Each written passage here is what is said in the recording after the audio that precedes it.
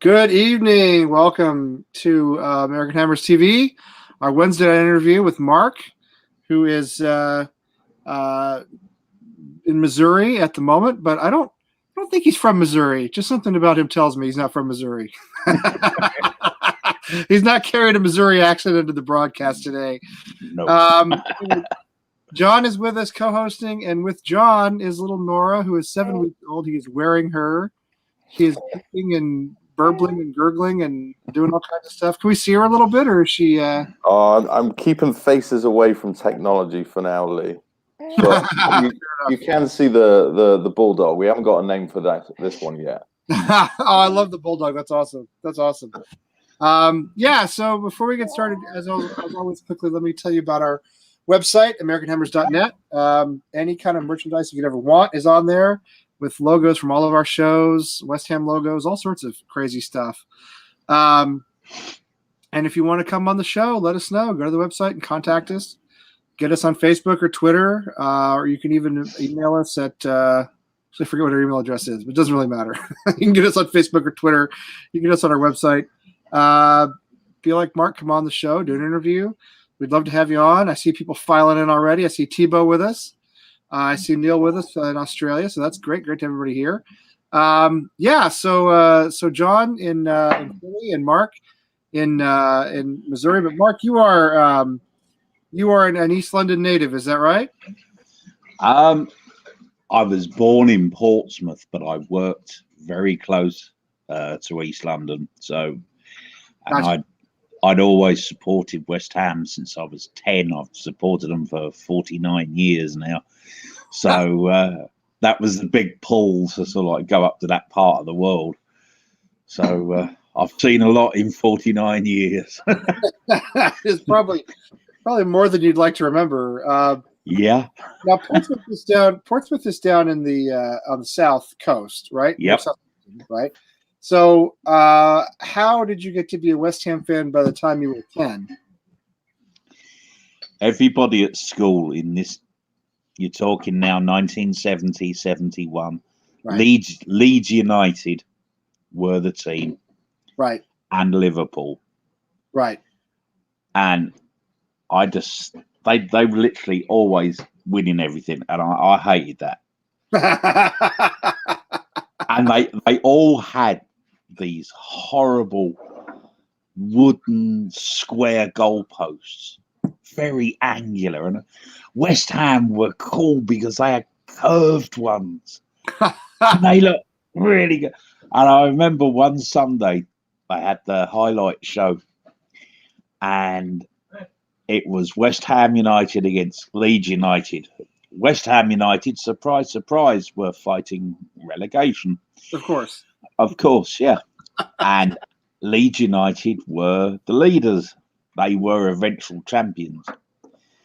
We were 2-0 down. We get back to 2-2. Trevor Brooking with a header. I mean, Really? Oh, yeah. Jeff Hurst, I think, scored the other one. And then Leeds, the buggers, scored with about 3 minutes to go. Of course they did. And yeah, of course they did. And Upton Park just going, oh. But that's what we do. It's in our blood. We don't know any other way. And ever after that, I thought, wow, this is great. And I just fell in love with West Ham. Well, I mean, what do you think about that decision 49 years later? Yeah, I see all these what I call plastic fans. Yes. Sadly, we've got some as well. Yeah. They've supported us for like 5 seasons, and they're expecting us, because we've moved into this 60,000 seat stadium, that we should be challenging for Champions League. Well, no. It's like, I can remember when Chelsea were in the 2nd division. Sure. Yep. And they were struggling to get 8,500 people into Stamford Bridge. And then all of a sudden, Matthew Harding comes along, and then Abramovich comes along, and everyone's a Chelsea fan, and they're winning thing. Do I really want to see that for my club? Do I really want to see the heart and soul ripped out of it like that? Really? No. Yeah. And I always say, be careful what you wish for, Yeah. because sometimes it comes with a price that may not be what you really want to pay. Yeah, that's a really good point. And you know what?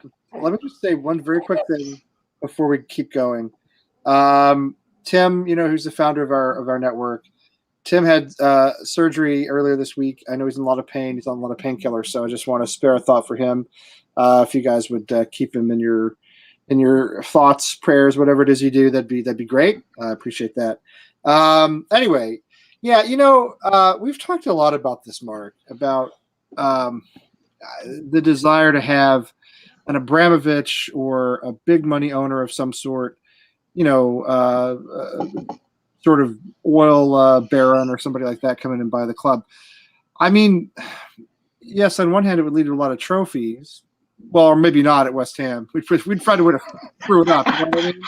That's the thing, is it probably wouldn't lead to a lot of trophies. But You know we found a way to mess it up, Lee. We got bought out by the Icelandic National Bank and the country went bankrupt pretty much right after.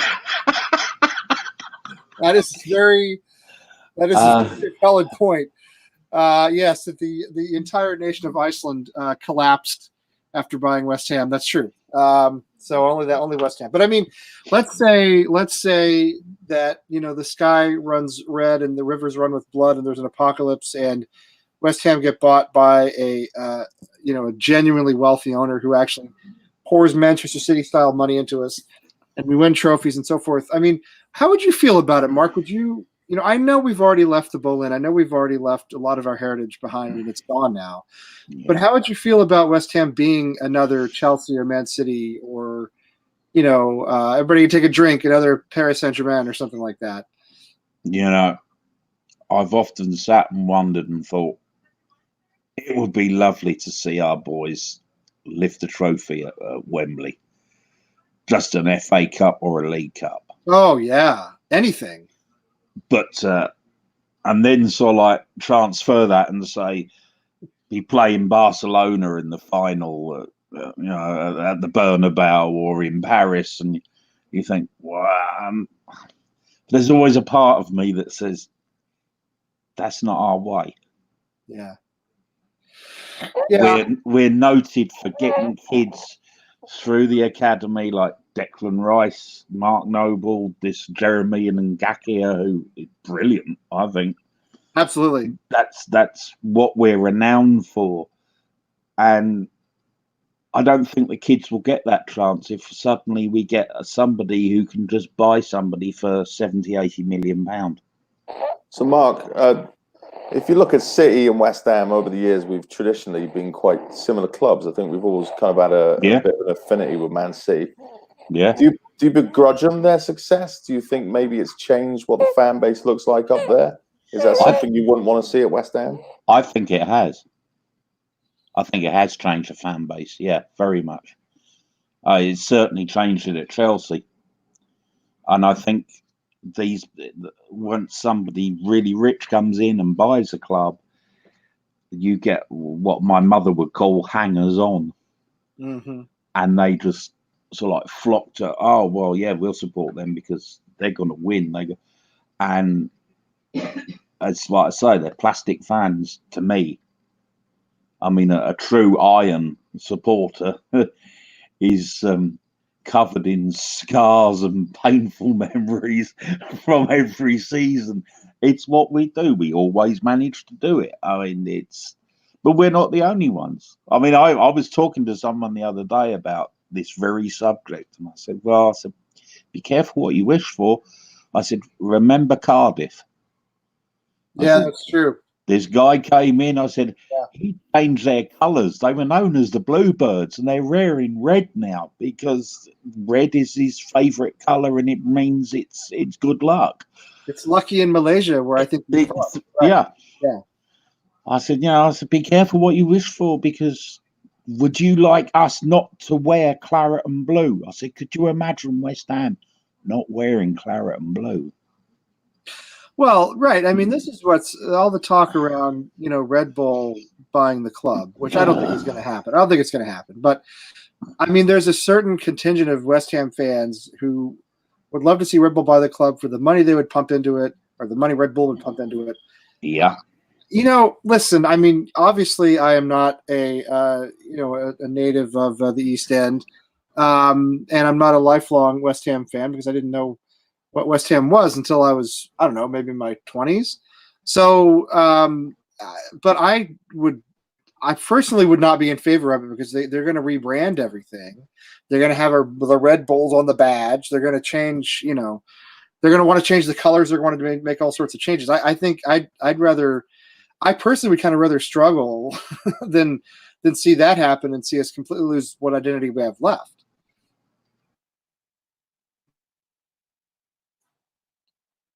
I don't know if you feel the same way. Have you frozen? He may be frozen. John, is he frozen? I can understand it, and I understand why some people would want Red Bull. I mean, because obviously some of the stuff they've done, it was at Salzburg in Germany, Leipzig. Seems like they've put some money in. Yeah, huge. The thing that worries me, and we're a fan base that's already complaining that our club has lost its soul, that we've had a badge rebranded, that we've moved into a non-fitting stadium and things of that nature. How's a corporation going to solve those problems? It's only going to get more corporate, and it all hangs on the whim of whoever the CEO is at any given time, and that could change. Yeah. So if a new CEO comes in and suddenly rips out the marketing budget for what they do in the football space, well then, guess who's up shit's creek? Exactly. I feel the same way. And Red Bull is, 100% focused on branding. It's a branding company in so many ways. We'll let Mark back in here.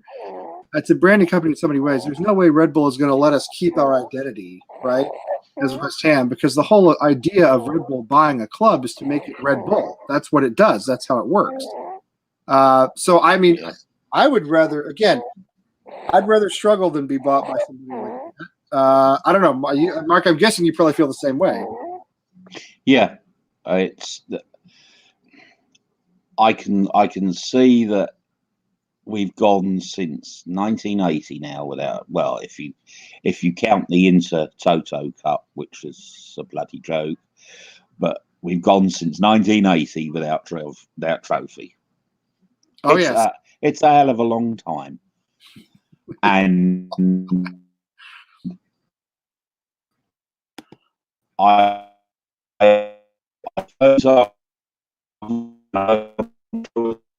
he's got a bit techno on us here, John. I think Red Bull's hacked into his internet. Yeah, we're going to stop talking about it. They're shutting us down. No, it's the Icelandics. That's who it is. The Icelandics. They don't want us trashing them anymore. All right, Mark, if you can hear us, try coming in again. There he goes. All right. This happened to Sally the other night. Poor Sally was relaunching and relaunching, so hopefully this will work better this time. I was, so anyway, sorry, I got a little distracted there. But no, I think you're right. It's as you said, it's a corporation. Corporations change rims, they change directions. And as we've discussed, that's exactly what happened to us.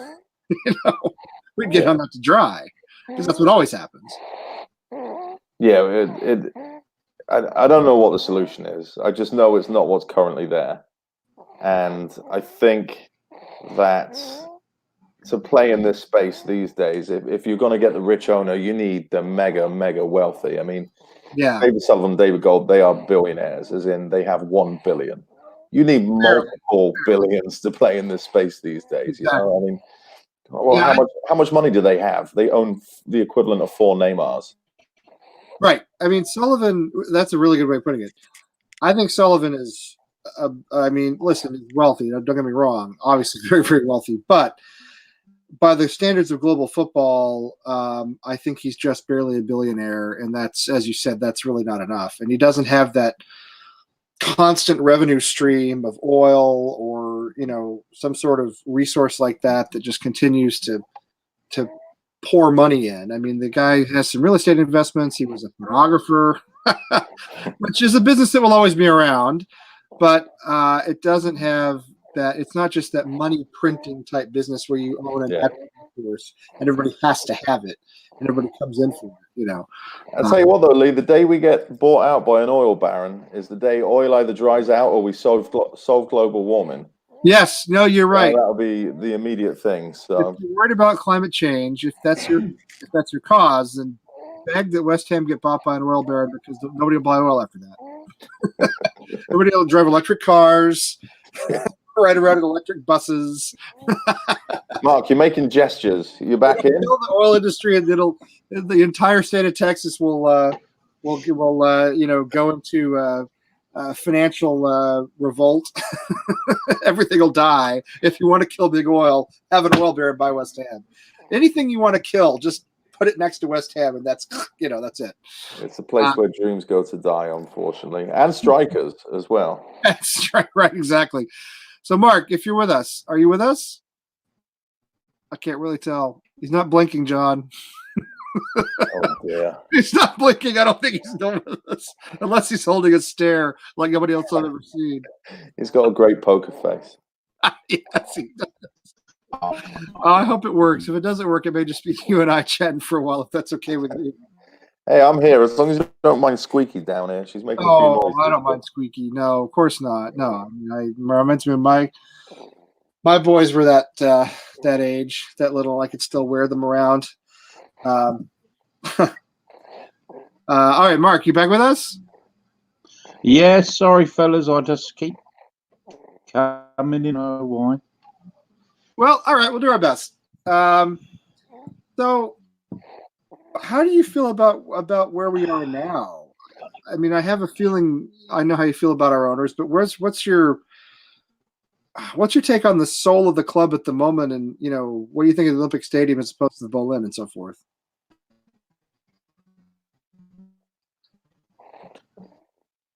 Well, I see movement.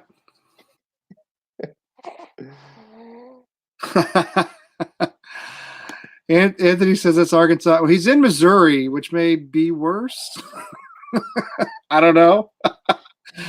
He says he's close to the Arkansas border in Missouri. So in any case, he's probably not talking about a massive metropolitan area with great internet coverage. All right. Hopefully Mark will come back around. In the meantime, John, I haven't talked to you in a little while. Yeah. What's been a bit busy? Mm-hmm? I said I've been a bit busy. Well, of course you have. Yes. I don't know how you're awake, honestly. I mean, the first probably 3 or 4 months of my older son's life, I mean, it was just a total. I was a wreck, and of course, my wife was worse, obviously. But I was just a total physical wreck the whole time. So I don't know how you're doing it. I admire you for being here at all. Anyway, hopefully Mark will come back in. But in the meantime, tell me where you think we are after Liverpool. I'm not Liverpool. I'm sorry. After Southampton. Is it a false dawn, or I mean, do we go into Arsenal with some hope that we can actually pick up 3 points and keep some momentum going? Yeah, I think you have to. I mean, it's backs to the walls time now. And, if you went back 2-3 games ago where we first went on that run, the Liverpool, people publishing like the list of the next 8 fixtures showing that is horrendous. But if you look at those teams and the ones that we have coming up, every one of those games is winnable. And we have to approach every single one of those games like they're a winnable game. Right. Arsenal are there for the taking. They're out of sorts this season. Yeah. Chelsea are there for the taking. They don't know who they are yet. They're young. Yeah, we already beat Chelsea away, so yeah, and they're different each game that they play. That's what you're going to get with a young team. They're coming in and out. Newcastle are certainly beatable, and Spurs. Look at Spurs; their confidence is low. I think that Mourinho effect. The FA Cup, yeah, got knocked out of the FA Cup by Norwich today. And Eric Dyer was in the stands, fighting with supporters. So I don't know what's going on. What was that all about? What was that? What happened there, John? I didn't really. It was his brother was in there. Somebody was fighting with his brother, and he was sticking up for him. Somebody else said it was he was reacting to racial abuse. I have no idea, honestly. He got racially abused? Well, not him, but one of his teammates he was standing up for. Yeah. But, I'm gonna tell you something. I'm gonna tell you something though. You guys, and I should have had this ready to go before we started, but athletes in the stands, I'm sorry, we do it better in this country. We do it better. We've always done it better. Go back to Ron Artest at the at where was that? It was in Detroit, wasn't it? Yeah. Ron Artest, when he was playing for the Indiana Pacers basketball, and he had a big fight in the stands in Detroit. There were fans coming on the court and fighting with him. But the best one of all, and Google this when you get a chance. I believe it was 1979. The Boston Bruins played at New York against the New York Rangers, and the Bruins won in the last minute of the game, and there was a huge fight. One of the Rangers fans grabbed one of the Bruins players' sticks on the bench, and this caused all of the Bruins team to go up into the stands and start beating on the Rangers fans. Mike Milbury, who was a Bruins defenseman at the time, took a guy's shoe off and beat the guy with his own shoe. So I'm just saying, Eric Dyer, you got a long way to go, brother. Yeah, and he's got a long way to go to even reach the Eric Cantona kind of. The Cantona. Listen, one of the guys who never played for West Ham, but I still loved. There were a few players like that, and one of them was Cantona. I'm sorry, but wasn't it a Palace fan that he kicked? Wimbledon, I think Wimbledon. Okay, yeah. That was magnificent. That was fantastic. I don't care. I saw a video of something. He's one of the goals he scored today. I was rocking around through some old like 90s football video clips and stuff. I was getting all nostalgic just because they had mud in the penalty area. Like these pitches today are absolutely pristine, but looking at a bit of muddy surface around the penalty spot brought me back about 25 years. You'd never see that anymore. No, you wouldn't. And, it's true, you wouldn't. And let's see if we can get Mark back in here. Hang on. With us? Oh, I got a blank screen so far. All right, keep trying. No, you wouldn't see that because the pitches are beautifully manicured and they're heated underneath, and they're sort of perfect.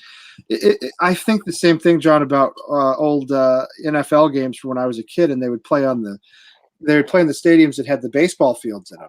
Yeah. And in the rain, a lot of them were natural grass anyway, but even on the turf fields in the rain, the base paths would just become a big quagmire of mud, and that was always fun to watch because then you didn't know what was going to happen. And it was the same way, obviously if you go back far enough in English football as well, you had the proper sort of muddy pitches and like right in front of the goal, and in the penalty area, it's just like a big quagmire. I mean, that was cool, and I sort of wish it was still like that. Yeah, we had that here in Philly, right? Yes, you did. Philly and Pittsburgh and San Francisco and Oakland and I don't know, probably 4 or 5 other places I can't think of. I think Cleveland and Cincinnati, they all had those. Yeah, they all had that kind of stadium where, some of them were grass, some of them were turf, but in any case, the base paths would just turn into mush, in the rain or in the snow. But yeah, I love to watch the old highlights on YouTube of the old matches that I'm, either too young to remember or wasn't aware of when I was a kid. Why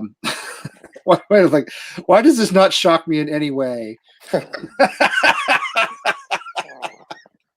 This is the least surprising comment anybody's ever made in the comment room. There was another one too, Lee, and if anybody goes onto my Twitter page, which is at the handle down here, and it was a compilation of Julian Dick's penalties. Oh yeah, which were just rockets. I mean, every single one just blasted. It's hit the back of the net before the keepers even had a chance to react. Oh, absolute screamers! Incredible. No, I've watched a lot of those. Yeah, I mean, absolute screamers. You think it's going to pull the net like off the posts?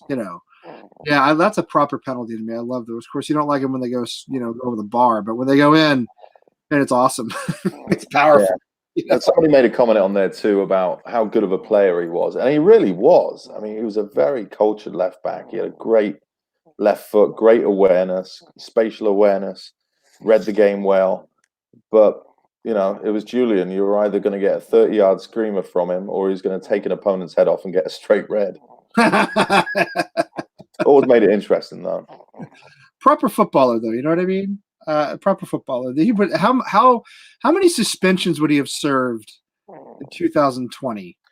He would have had twice as many red cards just for the type of stuff you cannot get away with anymore. And then all the VAR and sort of video review. Now they go back and they review the play, and Hang on, just before Mark has, it's not going to work. I'm just telling him we'll have him back on. Oh dear. We'll have him back on. Well, if anybody's in the chat room wants to come on, let us know. We can swing a link out your way. Yeah, let us know. Yeah, if you guys want to come on, come on. That's a bummer. I was really enjoying talking to Mark. I think he's a really good dude. I barely got a chance to talk to him before we started because I was asleep until about 5 minutes to 9. I fell asleep putting my son to bed, so I woke up in a panic and ran upstairs. Anyway, yeah, if you guys want to there's some good sharing of memories going on. If you guys want to if somebody wants to jump in, or if you guys want to share stuff, that's fine. In the meantime, yeah, listen, I mean, going back to our upcoming fixtures, I still feel as though we play better away from home than at home.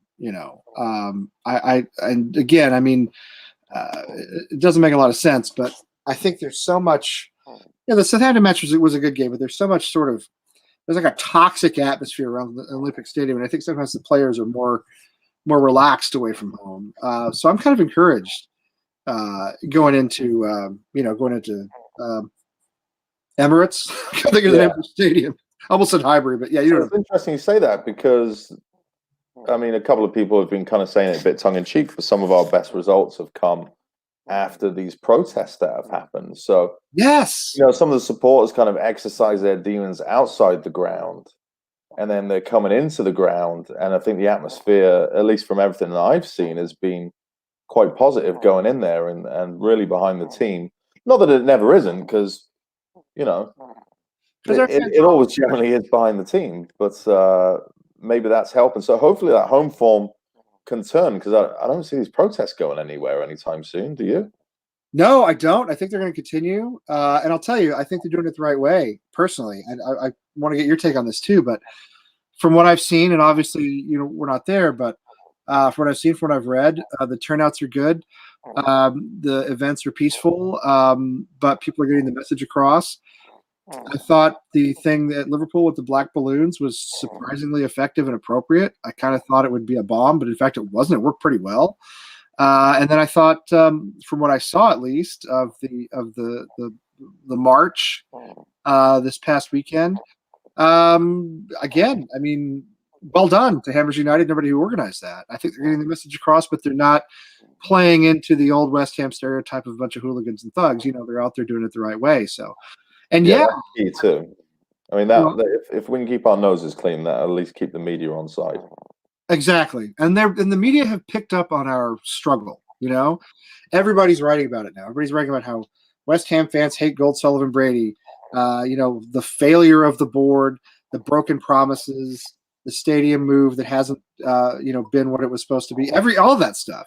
They've really started to pick up on it, and I think that does have to put some pressure on the board to, I don't know what. I mean, I'm not sure it's going to really cause them to sell up, but it's got to make them rethink what they're doing in some way or another. It definitely is. I mean, you see, they're so reactionary to everything.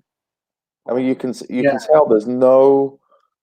I mean, I've said a couple of things about the media team over at West Ham, but honestly, if I'm looking at it and trying to actually think about what's going on, I think they probably are given all the advice that they can of how to do media relations well, and I think they're being ignored, actually.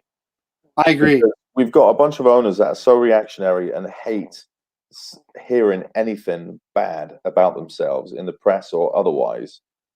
That's why they go after somebody wearing a T-shirt that says GSB out, when just keeping their mouth shut would have let the whole situation roll over. That's why you've got Karen Brady attacking people in the Sun, other owners of other clubs. I mean, how unprofessional is it? So, yeah, I think that the tide can turn, because these are no media darlings by any measure. I still think that they think that most fans are on their side. That's what's so funny to me. I think they think the protesters are a minority. I think that they think that most of us support them, and I because I think they're genuinely that tone deaf and they live in such a bubble. That's the way they act to me. I mean, they remind me of it's like old Soviet propaganda. It's not good, subtle propaganda like we had in this country for many years, and still do. It's hammer over your head, no pun intended. It's like shove it down your throat propaganda, and that never works. But yeah, I think that they think we're still, like, most of us are still their friends, and it's just totally, they're completely tone deaf. And as you said, they went after poor Cameron, who wore the shirt, which had needed not to be anything more than a funny Twitter meme. You know what I mean? Yeah. Like, hey, look, a guy's wearing a GSB out shirt where holding the flag. That's funny. That's a funny thing to do. Okay, it makes a statement, but it's mostly a funny thing to do. Just let it go.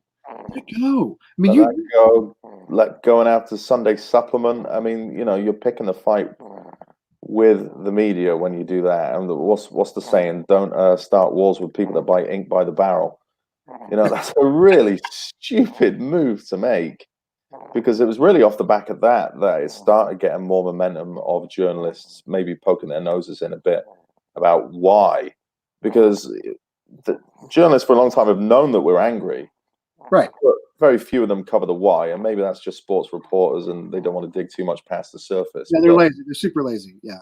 They talk about the game, and that's fair enough. That's why they got into it. But yeah, the why is really how we can get a coalition of people outside of West Ham to actually take our side with it. Yeah, I mean, and this is I think Tim is making the point here that we're trying to make. It didn't listen. That's good for our side, right? This is good for the anti-board side that shirt got so much attention. Yep. It didn't have to be that way. It could have just been a funny picture on Twitter that came and went, but they had to blow it up. Sunday Supplement. Somebody makes a comment. They think it's potentially slanderous, whatever they think it is. I mean, all they had to do was let it go. Who even watches that show? Is this like a major, isn't it like a Sunday morning like sports show? It's not like it's there's multiple millions of people watching that. I mean, basically, it went around on Twitter a little bit, but it probably would have blown over if they hadn't gone and attacked Sky Sports. Learn when to let it go, and learn when to take action rather than complaining or making threats. And learn how to stop leaks, all the leaks out of the organization, which are embarrassing. Yeah, I mean, sorry, I got to let my dog out. That's of course. Go on, get outside. Hurry up. That's I mean, that's something that's been an issue, right? The lack of institutional control, as I like to call it. There's not a culture of excellence from top to bottom. It doesn't promote West Ham being a good club in anything they do, from anything on the pitch all the way down to the backroom staff, down to the administration. I mean, it's not exactly a rare occurrence to hear stuff about the ticket office either from fans. So yeah, if you're okay as an organization letting things be half-assed, then it's always going to be this way, and it's going to show on the pitch as well. We're never going to have the success that the supporters actually want from this club. Well, Mark Noble said, a year ago, 2 years ago, the club's not run like a circus anymore, but it is still run like a circus. And poor Mark Noble has to walk a fine line between being our captain and a fan favorite and, still an employee of West Ham United. Yeah. I mean, it's still where his, they still sign his paycheck. So he can't, and again, as captain, he's got to kind of keep things on an even keel. He can't be a rebel, he can't be a renegade. But I read the other day, somebody said something along the lines of, let's not be sure that the players disagree with the protests. They might be very much in line with the protesters. They're probably sick of a lot of this stuff too. They very well might. But what do you think's going on there with the players, Lee? There's obviously something in the background of. There's a lot of underperformance this season. Absolutely. I mean, we certainly improved on our first 11 in the summer. Regardless of how you feel about investment, I think our starting 11 is better on paper, of course, than the team that finished. Where did we finish? We finished in the top 10 last season, right? 10th, I think. Yeah. What's going on? I mean, who is it? What's the problem? Is it factions? Is it new players? Is it attitudes? Is it the manager? I mean, I wish I knew. I don't think any of us know, right? But I wish I knew. I saw effort against Southampton from a group of players I haven't seen try in a long time. Like Sebastian Haller really put out effort against Southampton, and he scored and he played well. And that's the first real effort I've seen from him in I don't know, since the beginning of the season. And he's not the only one. I point him out because he's the expensive one, but he's not the only one. I've seen so many matches where guys are walking around, they're not tracking back, they're not making runs, they just look totally disinterested.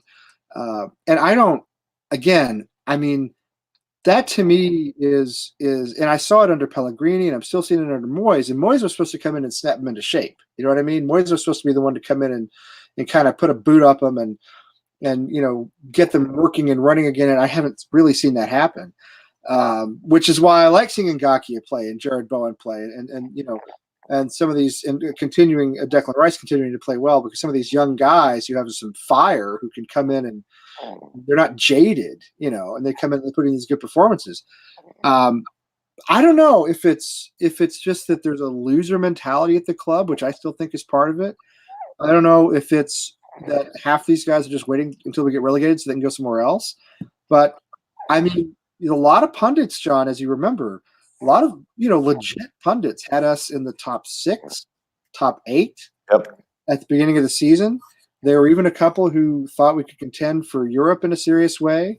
And obviously, here we are 2 goals above the relegation zone. So I don't think it's all the manager. I don't think it was all Pellegrini either. I think there's a poisonous and toxic mentality at the club. And what's weird is the protests seem to be making it better and not worse. They seem to be improving the atmosphere and not making it worse. As if the players are kind of looking at the fans and saying, well, they really do care. But I have no idea why we've seen such a lack of effort.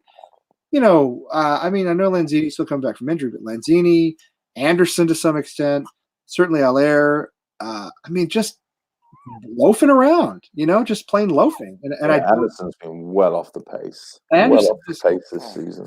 Does not look as though he cares. They look as though they're just biding their time, looking at their watches, wondering, when do I get out of here?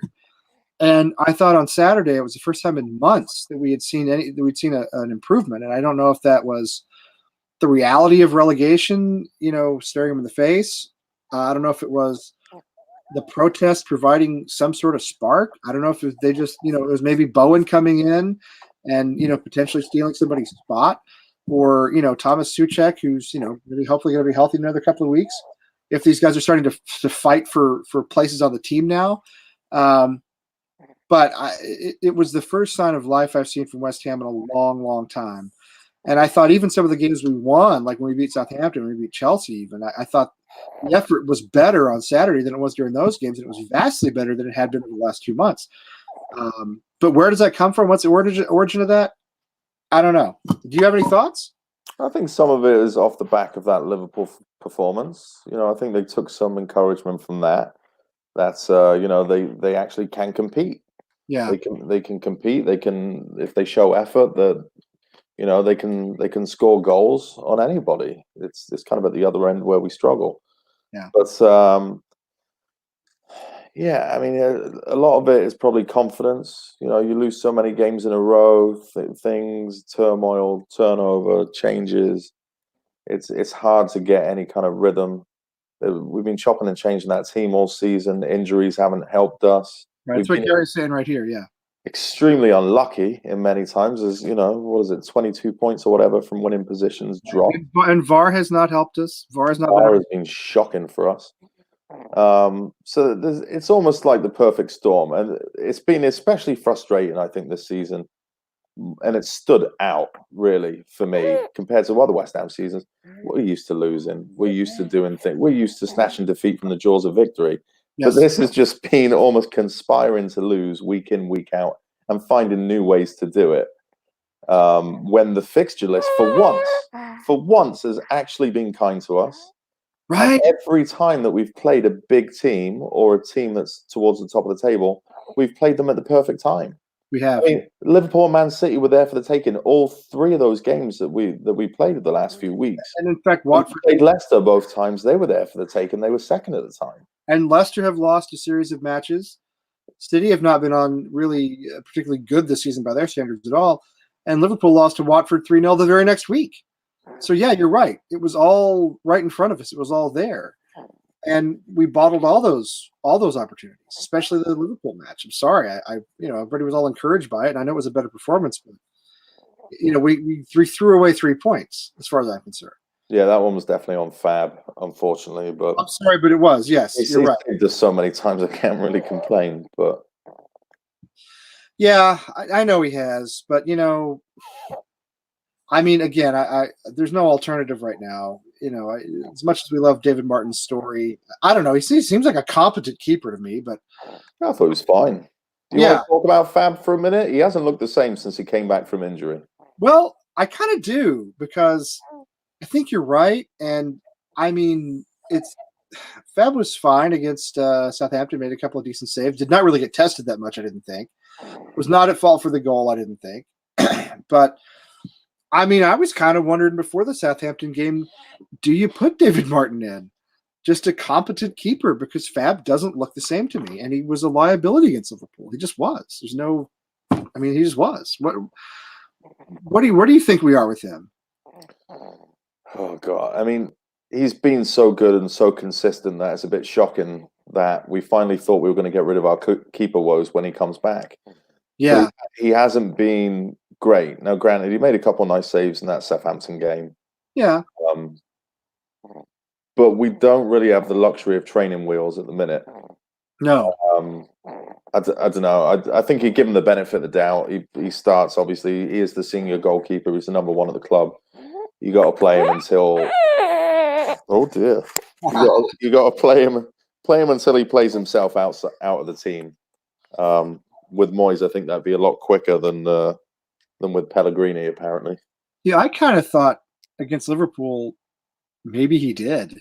But, again, I mean, he was adequate against Southampton and good enough.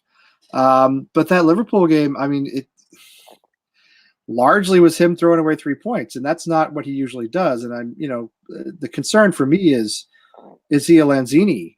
Is this injury something that he'll either never recover from, or it'll take him so long that he's going to be unreliable for the rest of the season? Let me be controversial about Lanzini. Lanzini is the same player after his injury. And by that, I mean he's never had enough of an end product for me. He does all of his work in the wrong places.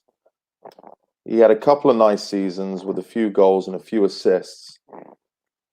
But I don't think he's the number 10 that we all hope that he is. Well, Wayne would agree with you. Wayne in Dallas. Wayne would agree. Then, but Foshizi wants you to be manager. He wasn't talking about Kevin. He's talking about you. What he said. Let's do it. He was talking about you. Lanzini. Wayne would agree with you. Wayne's never been a big Lanzini fan. Wayne in Dallas. My take on Lanzini is that we have tried to make him into a better player than he actually is. I think, and I will go back again, and I will say that other than the obvious leaving of the Boleyn, the worst thing to happen to West Ham in the last maybe 20 years was the departure of Dimitri Payet and the way he left. He tore a hole in the club, right in the middle of the club, and we've never really recovered. And I think, and I've said many times, and I still believe that Lanzini was our surrogate Payet, right? We had him. He had played well with Payet, and then everybody had played well with Payet. But we looked at Lanzini and we said, okay, you're the guy now. You're the number 10. You're the star. Understudy. What? He was almost the understudy, or at least the understudy. Yeah, exactly. He was the next man up. He was the understudy, and he just wasn't that good. He just wasn't that kind of player. I mean, a pretty good player, but our jewel and all that. It was just unfair to put that kind of pressure on him. And as you said, he's had some good moments, but I never looked at him as the kind of player who could do what a Payet did, or a Paolo Di Canio did, or even a Scott Parker did. I just don't think of him as that kind of guy.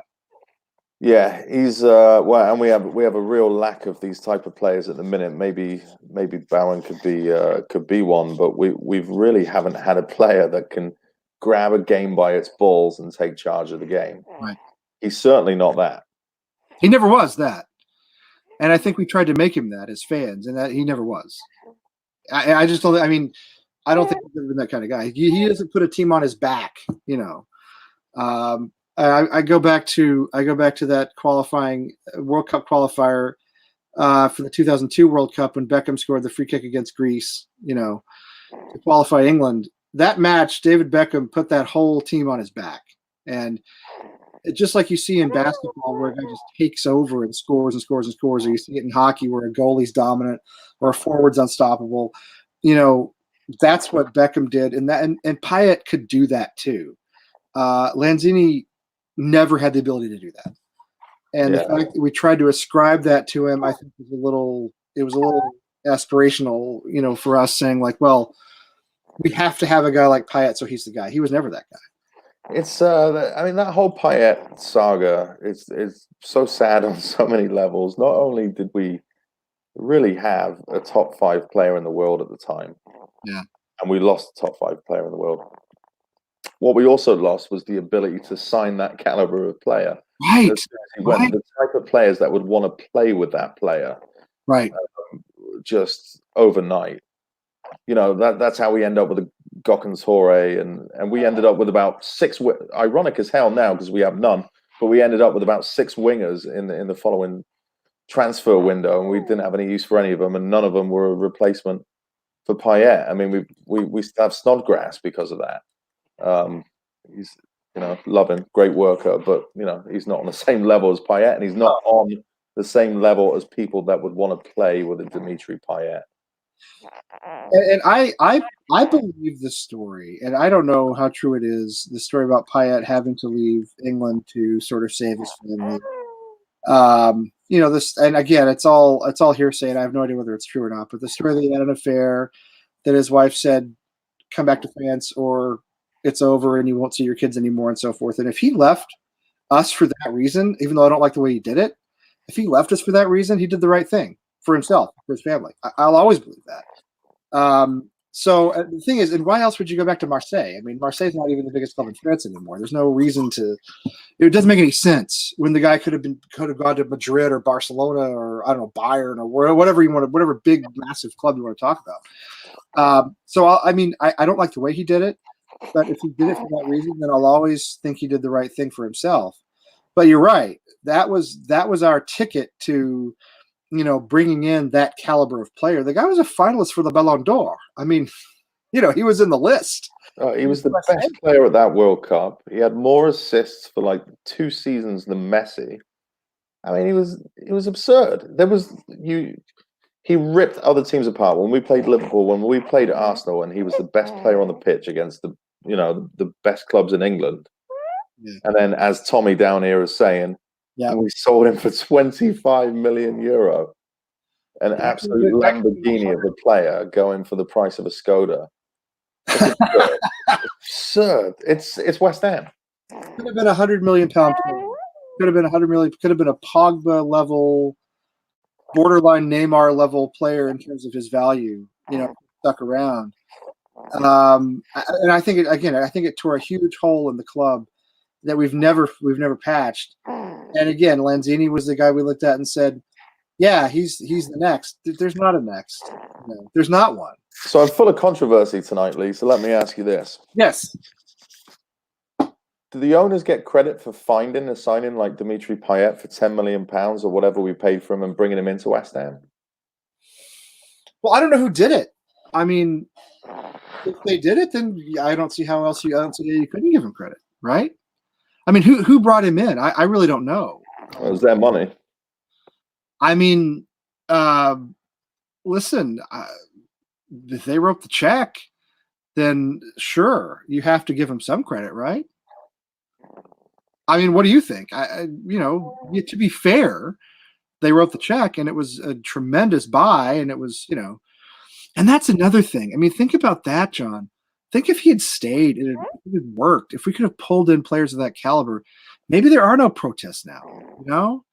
Maybe the other thing to me that I always think about, and I don't want to speak out of turn not being in England and not going to the match every other week at home. But I still believe that if we were a top 6 level club and we had, reached that level in our move to the Olympic Stadium, we had stayed at that level, I think people would complain about the Olympic Stadium. I don't think they'd hate it.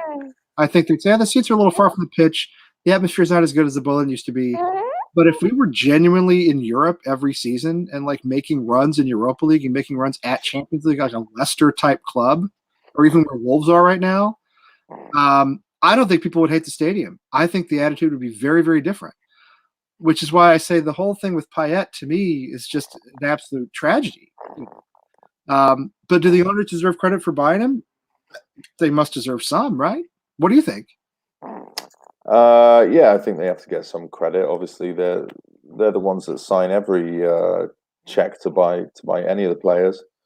I think they took a calculated risk on Payet. I know there was some rumors around he was a bit of a nuisance in the changing room and stuff like that. But yeah, you looked at what his stats were, and his stats at the time were leading in Europe for assists and chances created, and there must have been a reason nobody else was in for him and we got him.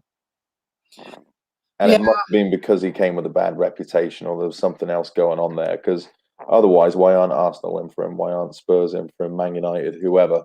I mean, you don't have those world-beating stats, and the only club that gets associated with you is West Ham. And you're right. You're right. And we all know too that Arsenal, Chelsea, are those two clubs in particular have mined the French over the years, particularly when Wenger was at Arsenal. He mined the French for talent. So yeah, I mean, they obviously had to know who he was. They had to know who he was, but they weren't in for him for whatever reason. This is T-Buzz agreeing with somebody. I think there's some truth to what Foshizi is saying here. That Sullivan didn't put the players around him that he promised. But I don't really think that's why he left. I think it was the girl from Essex. I do. Because why go back to Marseille? Again, if you're frustrated at West Ham that they haven't put the players around you that you want, go somewhere where somebody's going to do that. Don't go to Marseille. Which, I mean, they're not going to be contenders for anything serious. They don't have PSG money. They don't have, they're not a, it's been 25 years, almost 30 years since they were a regular in Europe, like really contending in Europe. So I think he just his wife like said, you got to come home. And he came home. I don't think it's any more. I'm not sure there's much more to it than that. But and yes, you get to drink because I did mention the big French club. Yes, I'm sorry. I was going to say I'm sorry, but don't. Yeah, I agree. I think this is what he did, and if that's what he did, then that's then he did the right thing. He did what I would have done. He did what anybody would have done. And I err on the side that there was something extramarital going on there for sure.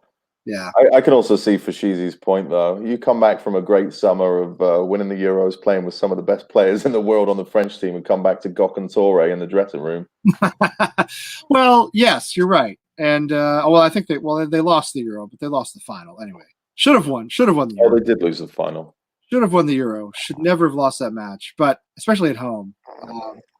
When you come back to Gok and Toure, when you come back to, I mean, who did we have around him at that time? Was that the Feghouli we brought in that summer, right? Yeah, I think we brought in Feghouli, Toure. Remember those two guys? You should drink again because here's Tim. That was the season we let go of Tompkins. Yes. So we got a little bit worse. And yeah, I'm sure he was not pleased by that either. I mean, who would be? If you are, a world-class player and you're at a level that's, far beyond what's around you, and then you come back to, as I said, you come back to the changing room, and the supporting cast has actually gotten worse and not better. Yeah, it's rough. But yeah, that to me, that's a real breaking point in the whole history of our club over the last 5 to 10 years. And I think if it had gone another way, we could be in a very, very different position right now. I don't think people would love Gold, Sullivan, and Brady because they still run the club like a circus, but I don't know if they would have to have run it as well, if that makes sense. Yeah, I think, winning allows you to tolerate other things a little bit easier. when you're not winning and everything looks terrible, and you're being embarrassed in front of the rest of the country, I think that's probably the culmination of those items is where we are today. I Oh think- God, Cagliari, Zaza. I was going to say, I thought that was Albright. the Cagliari era. Yeah, Cagliari and Zaza. Yeah. Yeah, I don't know, though. I mean, let me just say this, though. Okay, Nordtveit was garbage. I don't know what they ever saw in that guy to begin with. Be honest, though, and let's be honest with ourselves. When we brought in Cagliari and Zaza, I mean, what did you think at the time? I'd never heard of Cagliari. I just know that there wasn't a single picture he was put in where he was actually smiling or looked happy to be there. Zaza at least had some pedigree and at the time seemed like a fairly shrewd option to buy, right? I mean, it was, He was an Italian international. yeah, and he had, what was it? It was like a 30 million option if he played X amount of games, where we actually just stopped playing him so that we didn't have to buy him in true West Ham style. Absolutely. Trying to get him goals by getting him games, but then stopping him playing games because he wasn't scoring goals and we didn't want him. Because we're basically run by Del Boy and Rodney. That's why. I mean, fundamentally, that's kind of who runs us. And Trigger. Yeah, I thought when we brought in Zaza, I mean, I wasn't against that at all. Italian International had a good goal scoring record. I mean, what, in hindsight, we know what we know, but at the time, and Cagliari, I think, was from Argentina, if I'm not mistaken. Well, didn't you ever bring in? He was from Boca, maybe, or someplace like that. Sounds right, yeah. From Boca, big club, big South American club, good record. Again, you look at it and you say, hey, we went and got Carlos Tevez, we went and got Mascherano out of a situation like that. And, Mascherano never got into our team somehow. But Tevez turned out to be our savior in the Great Escape season. And then, so I didn't think at the time that those were bad signings. Now, Nordtveit, I never understood, and I didn't know who Gorkan Torre was. But I didn't know. I mean, do you know what I mean? I wouldn't look. I didn't think it. I didn't say to myself at the time, "This is embarrassing." No, we're just the place where strikers go to die. I mean, these owners especially don't have a good record of signing strikers. And when they do, yes, Tim, I'm going to touch on that in a second. But when they do, we obviously don't spend the money to support them correctly either. With right, a nice outlay on Allaire and nobody beside him. Right. Yeah, we see that with Allaire, and I always, when I criticize him for his lack of effort, I do always mention that we haven't supported him properly. We've put him in the wrong formation. That he like Chicharito and that he doesn't play well up front by himself, and not many strikers do. I don't. So I'm sympathetic to his plight, but I also feel like he's loafed a lot, and he hasn't put in a lot. He's pouted and loafed, which I don't know, not super unusual for. I think some of that's just the type of striker he is. I mean, he's not a mobile striker, is he? He's not going to be the one that's getting up and down. He's not running in behind. You're either playing into head or into feet with him. To me, he looks more like a number 10 than he does a number 9, which is amazing for the size of him. Yeah, I know. I thought so too. Yeah, it's weird that he doesn't strike me as a natural goal scorer. As you said, more of a number 10, more of a playmaker. And I know he scored a lot of goals in Germany, but I think he had a strike partner. I think he had 2. I think he had 2. Yeah, I think you're right. Well, I secretly love the Bundesliga. What a great league to watch when you get a chance. Tons of goals, a lot of attacking football. There's no drama in the table because Bayern win every season, but good football. But yeah, so I know we haven't supported him here. I know the formations haven't been right, etc. But at the same time, when Chicharito was here with West Ham, I mean, he wasn't in the right formation either, but I never really questioned his effort. I thought he was a team player. I thought he worked hard. It wasn't in the right setup, I look at Allaire and I see a guy, other than on Saturday when he looked very lively and he scored and he played well, I look at a guy who most of the time just looks as though he's ready to move on to the next thing. And I guess that's what bothers me more than anything else, I think some of that's just his style, though, Lee, because, you don't have the stat of winning the most aerial duels without being in the positions to win them. That's true. That either means we're lumping the ball up in the air a lot more, than Yeah. most teams, or he is actually moving to go and challenge for those balls. There's nobody around him. There's nobody around, at least until this weekend. There's nobody around him playing the way that he wants to play. He's very good into feet. We don't have to play to his head all the time. That's true. Good point. But Yeah. hopefully they can. It looks like you've got some movement now from the wing. I mean, if you look at the way Pellegrini set up, it was big man up front and then two wingers supposed to be cutting in. Yes. But they weren't doing. Lanzini, Anderson were not doing the things that Bowen has just done. They're not running across the striker. They're not running in behind. Right. They're barely even getting beyond him. They never played into the channel either. You saw Bowen score his goal on Saturday, with the ball into the channel. We never did that.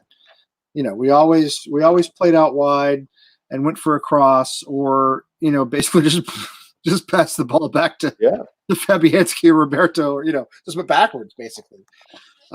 So yeah, I think Bowen is a gigantic breath of fresh air, and the only regret that I have is that Moyes didn't start him earlier, because I think Bowen was absolutely begging, itching to play. You think he starts on the weekend? I think he has to, don't you? I would. I don't know if Moyes would. Do you think Moyes sets up defensively against Arsenal, going away against Arsenal? Do you think he's? I don't know. Honestly, I have no idea. I think he should go aggressive because, we're on the back of a win. The team showed a lot of effort. They show they can compete with Liverpool, so why not? 5 goals in our last 2 games. Yeah. So I mean, why not? Yeah. It's just does Moyes feel as if he has to maybe keep it tight first half, go for it second half? Does he revert back to type and stick Snodgrass in there just for his effort? I mean, Bowen's got a lot of effort in him. He's probably not as good defensively as Snodgrass, but the one thing you can't accuse him of is stopping moving. He was constantly moving. Which we never have, which is the biggest problem I have with our forwards and even our attacking midfielders. They stand there. They don't make runs. They don't run into the channel. They're, how many times have we put a cross into the box and there's nobody there, or there's a lone striker there who's marked by like 3 men. We need that motion and sort of creativity and, as you said, willingness to move. I think that's the biggest issue I have. I think if we do this, then we lose 2 or 3-0. I think we're going to get absolutely, I think the players will be discouraged, and I think we'll have a terrible performance if we do this. We can, and if I see Masuaku again this season, I'm going to lose it. We were so terrified watching the match on Saturday of him coming on. And Cresswell was not having a good game, but at the same time, please no more Masuaku. I'm at this point, Lee, I'm just convinced that he's uncoachable because he's played under how many different managers now? 2 or 3, maybe 4. And he's still doing the same thing. I mean, you can't tell me that every single manager is telling him, stand off your man. No. Don't be right on him. Approach every ball casually. He does the same thing. He must be uncoachable. I just don't understand it. Do you remember when he was good? He was good. If you go back, he was one of our better players. He looked like one of the best players on the pitch. But as you said, he has no discipline, And now he's so laid back and so casual. He's a defender who can't defend. And I realize he's a fullback. I know he's not a center back. He's not supposed to be a rock back there. But he can't defend. He still plays in the back four, and he can't defend. He just can't do it, and he won't do it. Yeah, I don't understand it. I was at the point when we were running out of options. Lanzini's playing like crap. Anderson's playing like crap. Before we brought Bowen in, I almost had a half thought that maybe we should stick Masuaku up in the number 10 role because he's very good going forward. He's going forward, yeah. Yes. He almost seems like he's not even a traditional winger, so I don't know if he's that. He seems like an attacker that was not good enough to be an attacker, but not bad enough not to keep as a professional football player. So they just gave him the position of left back and let him keep playing. I don't know. Yeah, he does do well going forward. He's not a bad passer. He will join the attack. But again, he can't defend. The absolute liability back there. With when we get attacked on that left side, he's just a total liability. We saw him against Arsenal. I mean, here we were ahead in that match. We were 1-0 at home, and he just sort of collapsed, and we gave up those 3 goals, and largely it was down to him. Stood way off his man, 2-3 feet off of his man. There is no way that managers are coaching him. That not every single manager we've had is not telling him get closer. I mean, you can't give somebody that amount of space. No, of course not. You listen. I tell my first graders that. I mean, that's a very basic. It's very basic defending. I mean, you don't want to be sort of overly aggressive, but you got to close down at some point. I mean, closing down space is what it's all about. And he just, as Thomas said, as we were just saying, he comes on against Arsenal and the whole thing just falls apart. So I don't think there's a place for him. I guess we have to start Noble on Saturday. I mean, with Souček injured, what do you think? Do you put Noble out there? It's a London derby. He loves those. Yeah, I mean, if it's me, I start the same team that played against Southampton. I think everybody earned their right to be in there, including Ngakia. I think he should be our number 1 right back at the minute. Yes, way in front of Fredericks. Yep. So yeah, I would start Noble in there. At least we didn't have anything midweek. We didn't have the FA Cup to contend with or anything like that. Yeah, exactly. So he should be all right. I can't imagine he's not all right. He's had a week rest. I think. I mean, I thought he was a little off the pace on Saturday. I would have actually substituted him at some point. All right, Anthony, we'll see you. I would have. Although the problem with Souček injured is, what do you do? You know what I mean? Who do you put in there? Little off the pace, but he loves the London derby. We know that. He's a fiery captain in those games. That probably won't hurt us. And as you said, why not start the same team? They earn the right to be there. It makes sense. I would. I think you need the consistency. I think it helps, breed a little morale as well, which is good. And you never know. Maybe they'll go out. They'll nick a goal or two, and we can cling on for a win. I mean, again, Arsenal, they're no world beaters this season. If there's any time to take them, it's now. You're absolutely right. And we talked about this on Sunday night, and I'm going to look this up quickly before we go. Their season, which is not unusual for Arsenal anyway, because they're kind of like this in general, all their points have come from draws. Yeah, especially since Arteta went in there as well. I mean, he's not winning games every weekend. He's turned them around, but they haven't got to the winning bit yet. They're just drawing. Right, exactly. I shouldn't have said that because now they'll fucking do us over. Well, they probably will anyway. We know that. I mean, if you look at it, though, we've won 7 games this season. That's pathetic. We know it's 7 games. They've won 8. They have 8 wins. They have 1 more win than we do. The difference is they have 13 draws and we have 6. And that's the points. That's why they're 10 points ahead of us. But they've only won 1 more game than we have. They're not world beaters at all. I mean, their winning percentage is really low. They've won 8 out of 27. There's nothing special about them right now. And as we say this, John, I'm obviously taking into account that I'm jinxing us and we'll lose 5-0 talking this way. So let me just go ahead and put that out there, But yeah, again, there's nothing special about them. You look at Arsenal, you look at Tottenham. I mean, I know Tottenham away is... They're very beatable. And we have a good record against them the last few years. Yeah, we beat them last season at their place, their brand new stadium. Again, they're not, they're not in the European places at the moment in the table. I mean, Arsenal are they're barely hanging on to the top 10. I tell you, Lee, of the upcoming fixtures, the one that worries me most is Wolves at home. Oh, I agree. Because they're a good team this year. They're rolling with some good results, and it's our first home game since the nice win at Southampton. It'd be nice to build some momentum. Yeah. And I just wish that was against a different team. We do not play well against Wolves. We have a problem with Wolves. They tonked us last season at their place, if I remember correctly. They tonked us earlier this season, did they not? I don't remember exactly how the match went. I've kind of blocked it out. But we've lost so many games, it's hard to remember one from another. We've not had much success with Wolves at all. And yeah, there's this too. This one. There's this too, Duncan. Yeah, they've got a crazy record in London. I mean, I just feel as though they are a bogey team for us. So yeah, that match really worries me because, if we don't get a result from Arsenal or if even if we get a draw, then 3 points at home is an absolute necessity after that. And the Wolves match may be the toughest one we have coming up here for the next, the next few weeks. As you said, they're good. We don't play well against them. They play well in London. Yeah, well, there is this, Thibaut.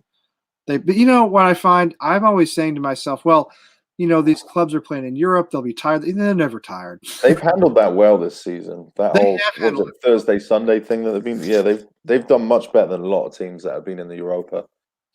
Yeah, no, they have, and I find that when teams play us after playing in Europe, there's no fatigue. They come in with a head of steam. You know what I mean? They come in with a head of steam and they destroy us anyway. And the whole idea, well, probably because they have deeper squads than we do. But the whole idea that they're going to be tired from playing in Europe and they're not going to be focused on the league never happens. Just never happens. But yeah, so we got to go here in a minute. And I appreciate everybody being in the chat room tonight. It's been a really good chat room for just the two of us sitting here talking. Poor Mark didn't make it very long. What do you think, John? What do you think about Saturday? Do you think would you have a prediction?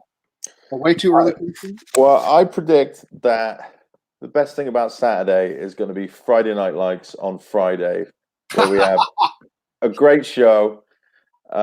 Katie, who's on the screen right now, Katie's in it. Wayne from Dallas Hammers and Kostya from DC Irons. That's a superstar lineup right there. Yeah, well, this is the Tournament of Champions, which is kind of Alex Trebek speak. But yeah, we had a great show last week.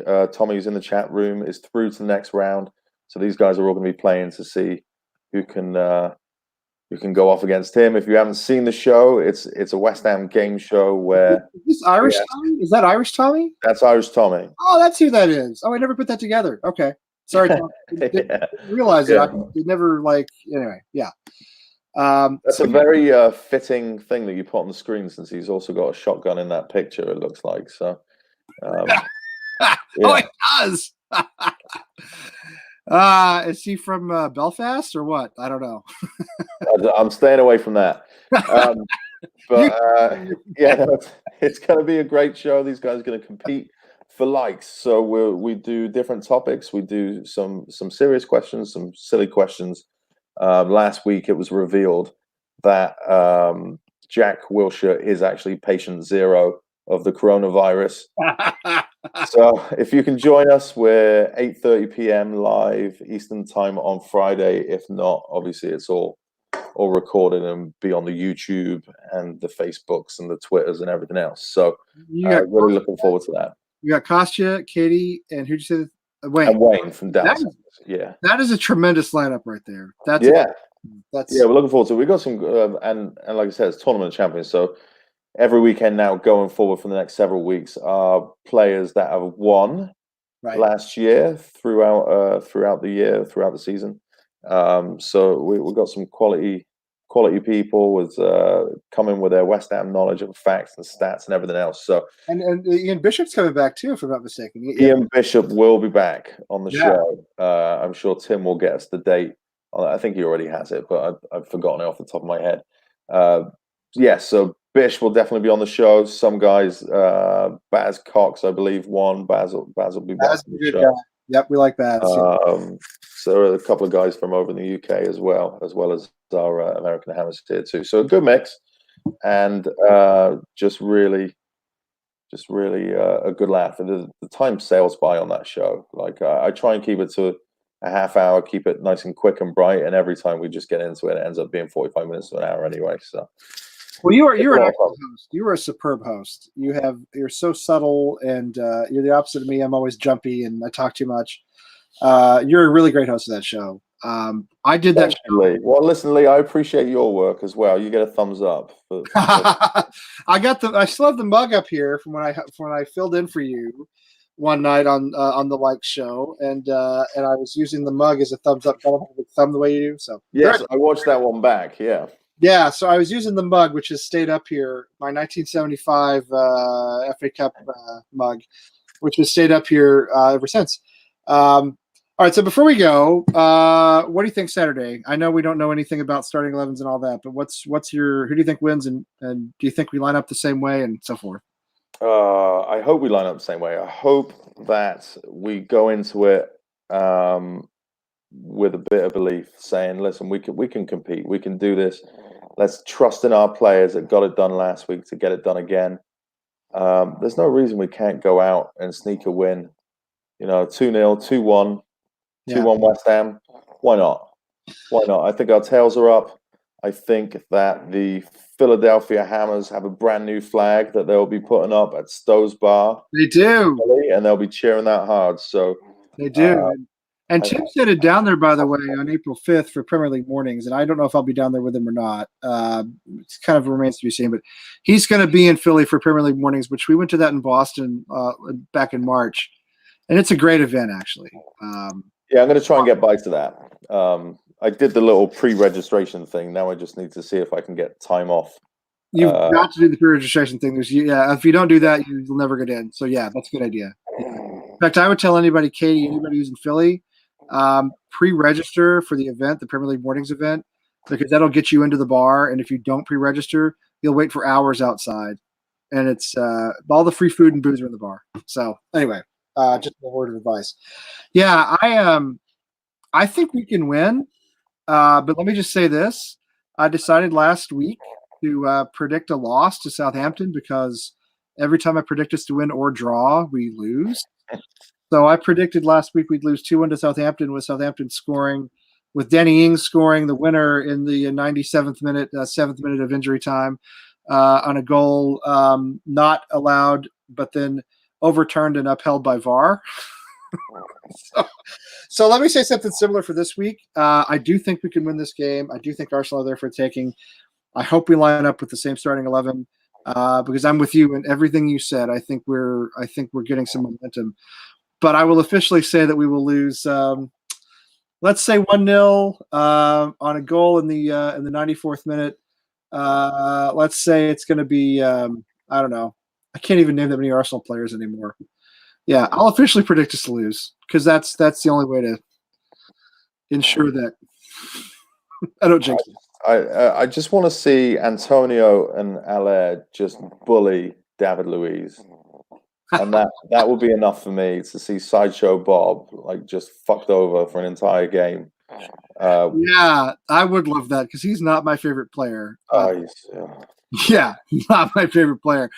Yeah, I think it's. Listen, I mean, jinxing and all that aside, I think they're there for the taking. I think it could happen. And I think if we do get 3 points out of this match, then you're gonna see us, stay out of the relegation zone and move up the table pretty significantly. Because I think if we can get some momentum going with this team, it's still a good team with good players. And then we get Souček back, and it gets better. So just enough hope going into the summer. Always to mess us all up for next year again when they come out flat. John, you know how it is. It's not the despair. We can all stand the despair. It's the hope we can't stand. Yep. So I'll take it. The way this season's gone so far, just staying up would be enough. So if we stay up by 1 goal on the last day, if we have to beat Villa on the last day, that's fine. I just want to stay up. I don't care if we finish 17th or 2nd, or it doesn't matter. I just want to stay up. I think that's all we need, and then we move on, hopefully, because I really don't want to have to subscribe to ESPN Plus and watch us play once every 2 months in the championship next season against against Brentford or whoever's left down there. So anyway, to Mark, if you're still watching, I'm so sorry your connection didn't work. We'll have you back. Hopefully get your internet sorted. And John, listen, thanks for coming on and chatting, man. This is great. Yeah, good to see you, Lee. Thanks to everybody in the chat room. And like I said, tune in Friday, 8:30 Eastern time. We'll see you for Friday Night Likes. Absolutely. Friday at 8:30 Eastern. Don't miss it. It's a great show. And Nora, we will talk to you later. She's down. She may make an appearance Friday too. We'll see how she does. Oh, that's wonderful. I think that's fantastic. I told John before we started. I can't believe he's even awake right now when my kids were that age. That was a total wreck. So he is very well put together. Anyway, everybody in the chat room, Katie and Irish Tommy and Foshizi and Tebow and all of you who were here. I didn't see Gabe tonight or Wally, but all of you who were here, thanks for being here.